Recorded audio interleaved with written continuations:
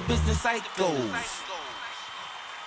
I was consulting in a tech company and they brought me in because they were concerned about the optics of being over 80% men. And they cared about bringing more women into the culture. In a meeting with them, there was a chat about making the office more enjoyable and appealing. And they started talking about bringing in like a video batting cage type of thing, a golf driving simulator, and one of those things where you shoot basketball free throws. It was so evident to me that they had no concept that they were talking about creating a man cave. And I want to emphasize, these were really conscious people who really cared about diversifying the environment. But further to that, there's a kind of deeper thing that can be boiled down to terms like chick versus bro. As I see it, chick is dismissive, like chick lit, a chick flick, a guilty pleasure. It's unsubstantial, it's silly and romantic, and like, you know, sort of like cotton candy. Bro is cool, it's sporty, funny, competitive, strong, substantial. Attributes associated with like bro match those associated with professional attributes. And so-called chick things have this implicit factor of being like unserious, maybe a little embarrassing and childish, like sitting at a little table to have a tea party with your daughter. It's like obvious, like why they brought you in. Like on the plus side, it feels like there was some self-awareness almost there. Like they knew that they didn't know, which is at least a start.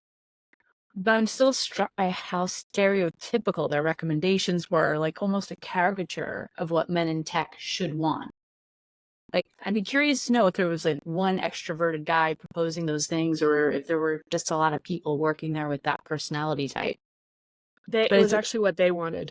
Honestly, what they wanted. Yeah. Okay. It's totally what they wanted. So, like, it's a great example of an opportunity to think beyond stereotypes, whether that, you know, perceived along gender lines or not. I don't even think my male friends would even find that environment particularly enjoyable as I think about it. Like, working in an open plan office isn't distracting and annoying enough. So like, let's put a gym in there too. Like, what the hell are people thinking? You know, introverts like myself and neurodiverse folk are going to love the sound of balls bouncing around all day. You know, and like also, aren't there other avenues toward team building and connection that aren't competition related? I don't know many people who work in truly competitive environments who think, you know what our team needs? Like another way to institute hierarchies through competition. Hey, psychos! Ready to ditch those harsh chemicals and make a real impact on our planet? Alcove's got you covered. Introducing Alcove, your new go-to for eco-friendly cleaning products that actually get the job done. From foaming dish soap to refillable hand soap, each product is crafted to be sustainable, effective. Here's the scoop. Stasia Yefimenko, founder of Alcove, embarked on this mission after years of dealing with allergies and asthma. She wanted a better way to clean, one that kicks out toxic chemicals and single-use plastics, all while keeping your space sparkling. So why not switch to Alcove? Head over to alcove.co and check out their stellar range of products. It's time to make a cleaner, greener choice. Try Alcove today. Your space and the planet will thank you. Use coupon code PSYCHOS15 to get 15% off your first order. That's ELCOVE.co.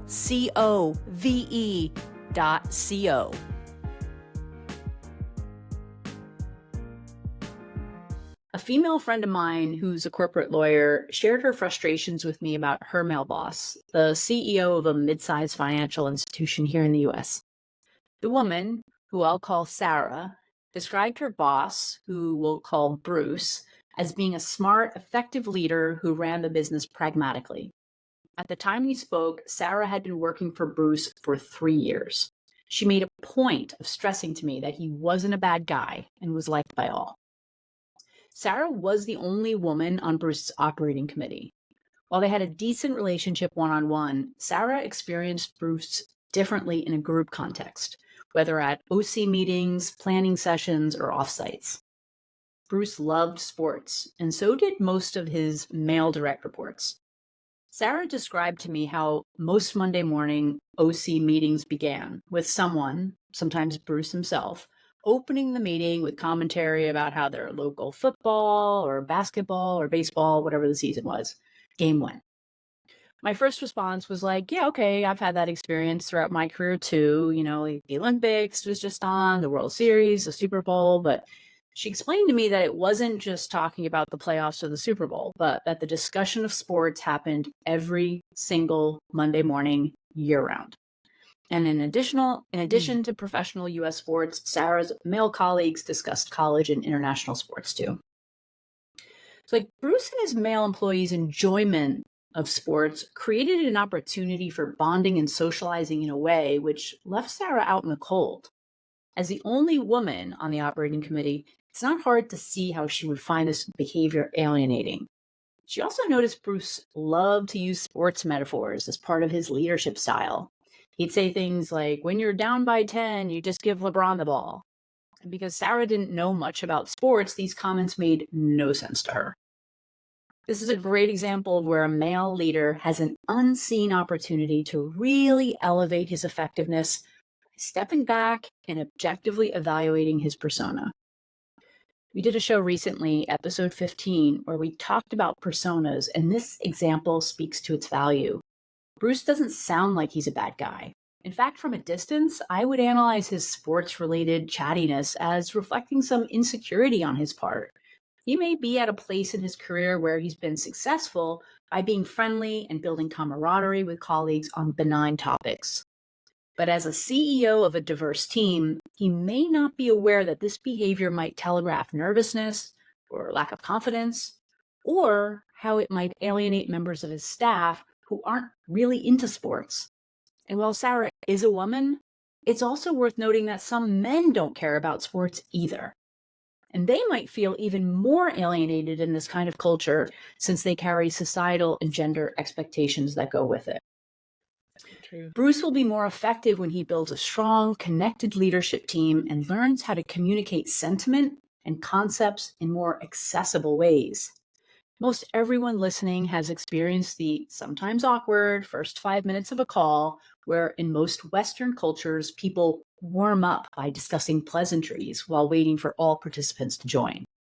It's human nature to feel uncomfortable in these situations.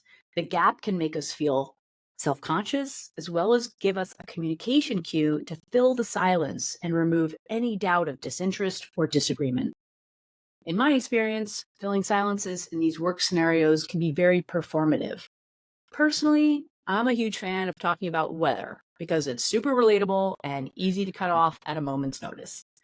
But sometimes these silences can actually be filled with more substantive dialogue, conversations which build connections and rapport between people. Now, this is good. Rapport building is great, unless it consistently excludes people, as in this example.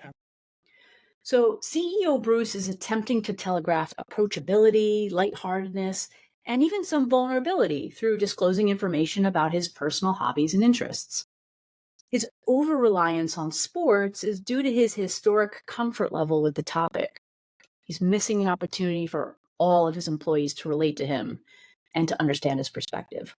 He's also creating a dynamic on his operating committee where there's a growing disconnect between some of his direct reports who have similar interests to him and those who do not. There's a great example of Friends. I have to throw in something about TV, Katie, based exactly on this. I looked it up. It's season 5, episode 18, and it's aptly titled The One Where Rachel Smokes. So Rachel's feeling left out because her peer is getting a lot of time with their boss because the two women take regular smoke breaks throughout the day. All this time together is giving Rachel's colleague an advantage over her because the boss is sharing information and even making decisions without her involvement. So Rachel starts smoking so she can be part of the club. And it actually works for a while until she starts feeling terrible and is tired of all her clothes reeking of smoke. In the show, Rachel shares her concerns with her boss, who apologizes and adjusts her behavior. The Friends example is so good. Going back to Sarah, though, In your earlier example, I'll say that when you're down by 10, you just give LeBron the ball, has enough context clues in it that I hope Sarah could pick that one up.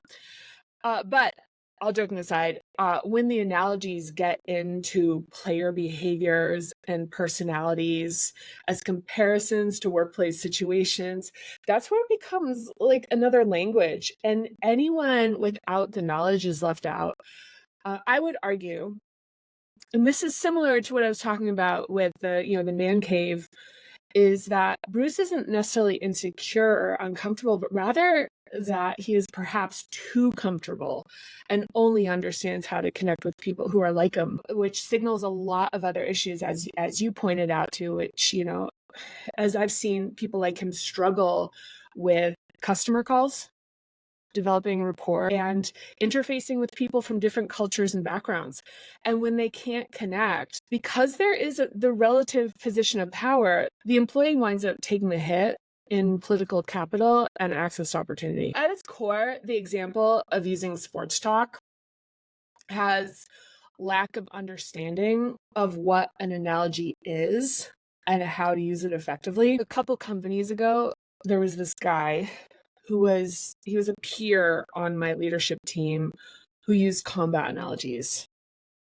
And he'd be like, this is exactly like the Battle of Carnifax Ferry. The troops were worn out. They fought through the night. Commander so-and-so made a difficult choice to withdraw and he'd continue on. And then he would say, this is exactly like what we're seeing in this situation that related to something in the company. And then you would have to describe that situation. And I'd be sitting there thinking, somebody teach this man that an analogy starts with a shared point of context and uses the common understanding to arrive at a conclusion or attempt to persuade about a lesser understood situation. And while liking sports isn't necessarily determined by so-called gender, there is correlation. And though I think the bigger issue is who gets to decide what the rapport building chat is about, and how that tends to signal power dynamics as they relate to gender and impact access to opportunity and advancement. Hey, fellow psychos, if you enjoyed the show, please click like, subscribe, and share it with other psychos you know. We'd also love to hear from you, so please hit us up on our socials. We're at Business Psychos Pod on Instagram, YouTube, and Facebook.